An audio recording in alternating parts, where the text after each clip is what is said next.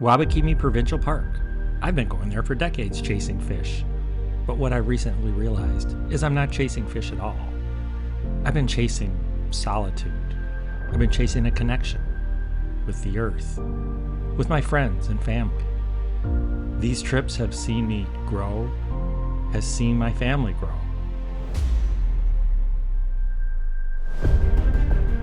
"2015 was my first trip with my son. I've seen him grow up on these trips. He's gone from a boy to a man, enjoying the nature with my dad. 3 of us, catching some really big fish, of course. But we've even gone to Alaska chasing these fish. We've gone to the ends of the Aleutian Peninsula, chasing king salmon, the mighty fish. But it's walleye in the Wabakimi that has me, because it provides the solitude, the disconnect from everything that I know. It's not easy to get there, but the beauty, the peace, the solitude is unmatched. Wabakimi Provincial Park in Northern Ontario. I first came here in 1985 with my dad and my grandfather. And then fast forward about 28 years, and I came up here with my son and my dad, another 3-generation trip. Well, we've kind of made it a tradition up here, but now the window's kind of closing. Zach is off to college. He's actually not with us this year, and we miss him. And this video is kind of a story of a window closing, which just means you have to kick a new one open. So while this may be my last year at Wabakimi for many years, until we can convince Zach to relive the memories of his youth, we have a few memories of this year. So please enjoy the piece, and hope you come to Wabakimi sometime, and the wonderful well-stocked, although they're not stocked, the well-fished lakes of Northern Ontario. I told you this place wasn't easy to get to. It's 16 hours from our house in Detroit up to Armstrong Station, where we fly out. This drive can seem endless. It takes 2 days. You can't do it in one push. But there is some beautiful stuff to see along the ways. Beautiful waterfalls, and this bridge tells us that we're almost there. But it's the bait shop where you know you're close.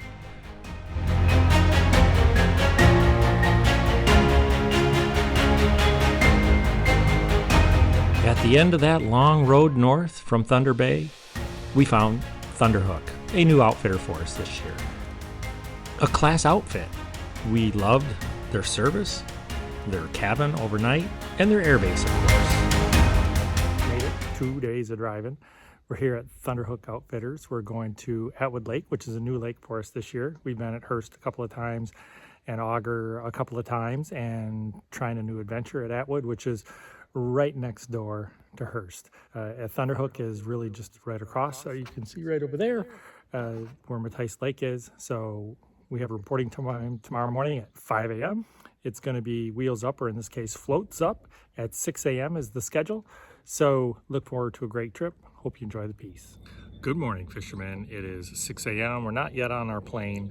These are Cessnas here behind me and over here. We're waiting for our plane. It's at a lake next door. We'll be here shortly and we'll be off.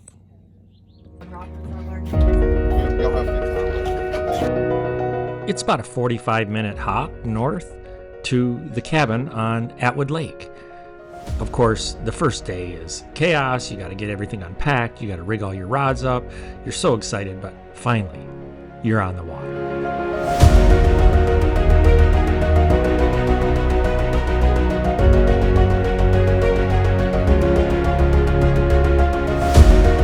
It, of course, didn't take us long to recognize the solitude of the boreal forest, of the Cambrian Shield Lakes, the beautiful granite structures, little islands.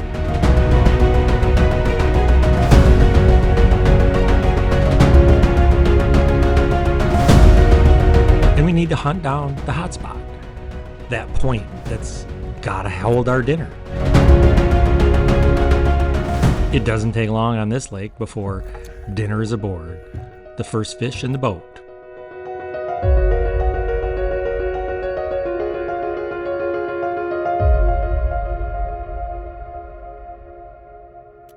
Okay, midweek here at Attwood Lake. It's Tuesday. We arrived Sunday, so this is full day 2, really and a half, because we had our arrival day, Sunday, which we landed at like 7:15. So we had a pretty full fishing day Sunday. Attwood versus Hearst is a lot of pike on this lake. As a pike lake, I'd give it a 10. As a walleye lake, I'd give it an 8 or 9, versus Hearst is kind of the opposite. Hearst is a 10 on a walleye lake, but probably 8 on a pike lake. So depends on what you're after. Conditions have been really sunny here, so we think that's hurting the walleye bite a little bit. I mean, hurting is relative. And we haven't found an evening jigging spot, which is part of our tradition here. So we're continuing to look for an evening jigging spot. We found 3 or 4 key points where fish are pretty much always there. We're finding that we're able to catch walleye anytime, any condition, really. Versus Hearst is kind of like knock them dead on some times and really dry on other times, all depending on the weather. So this has been an interesting learning experience.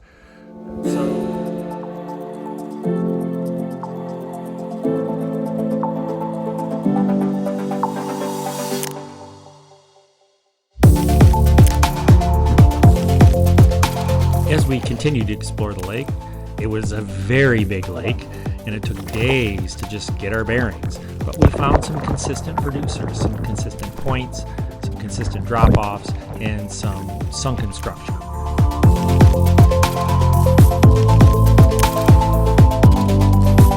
This was a favorite narrows of ours, and we would often stop here and jig for walleye. But one walleye that we caught was attacked by a pike. In this pike's mouth, yeah, that's a walleye.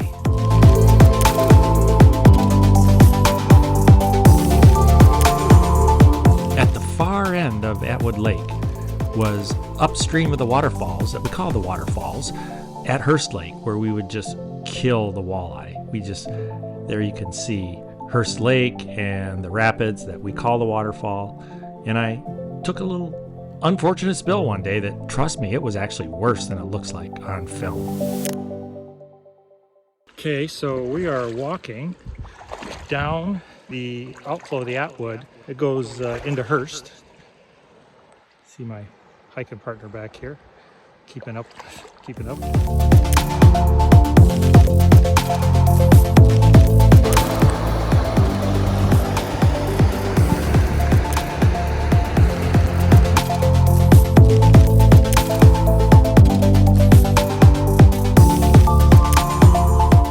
Camp life is what you'd expect. Catch, clean, and eat. Rinse, repeat. And the walk to the dock. You will do this hundreds of times in your week at Attwood.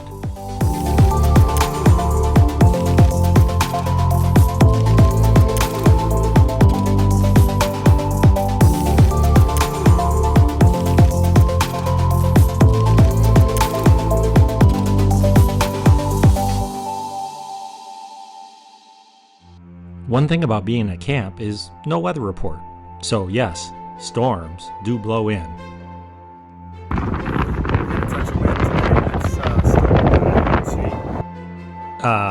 Yeah, that's windy.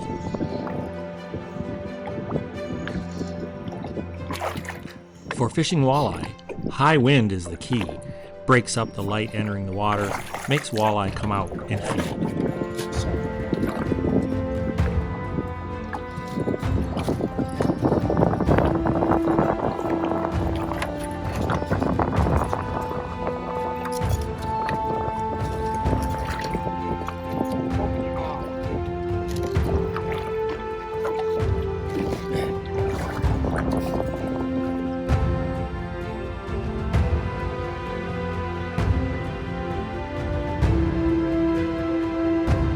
This cabin didn't have a good screened-in fish cleaning house, so the kitchen it was.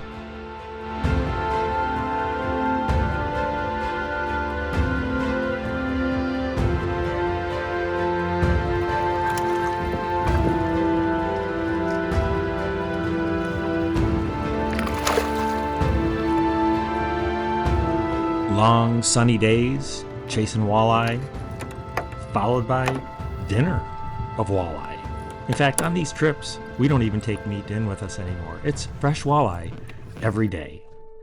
But the peace and the solitude, it's endless, as are the fish.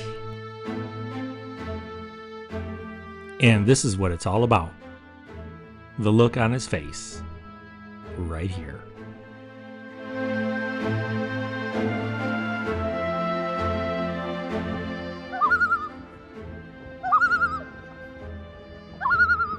This is the most beautiful sound to me in nature. The call of the loon.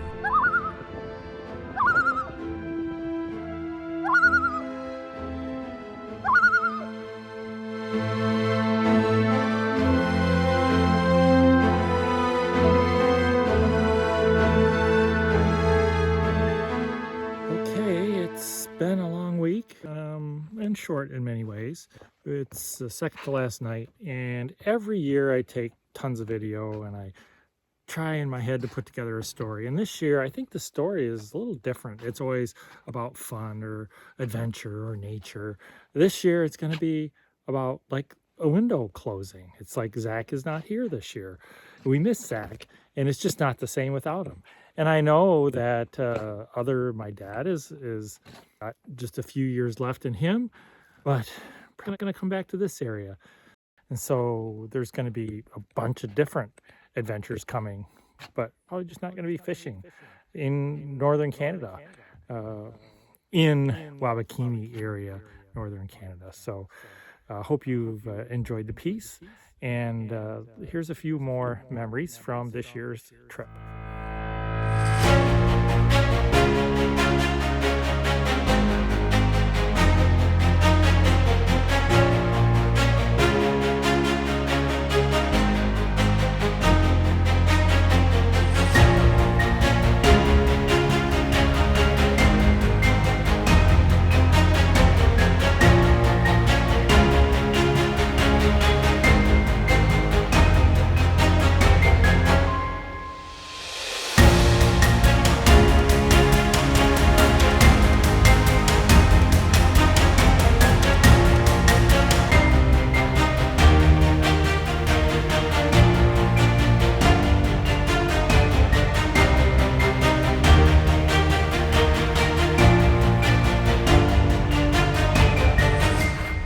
Last day at camp is in the books. This is 2023, Attwood Lake in Wabakimi, Provincial Park in Ontario. And the window slams shut. Probably these trips are going to be different in the future. So I'm shaped up, ready to go back to civilization, ready to kick the door in on the next adventure that we create, the next adventure that becomes a tradition. So hope you enjoyed the piece, and look for other stuff coming from me.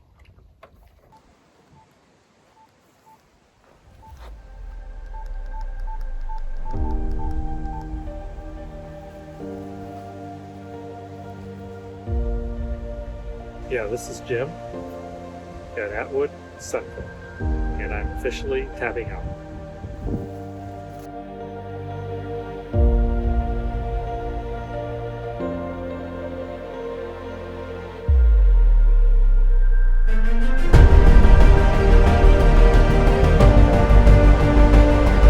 I'll spend decades running this trip through my head again and again.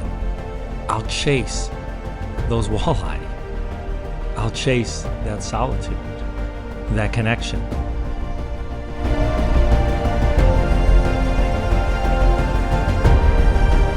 Wabakimi, Attwood Lake, Hearst Lake, Auger Lake. I'll be back.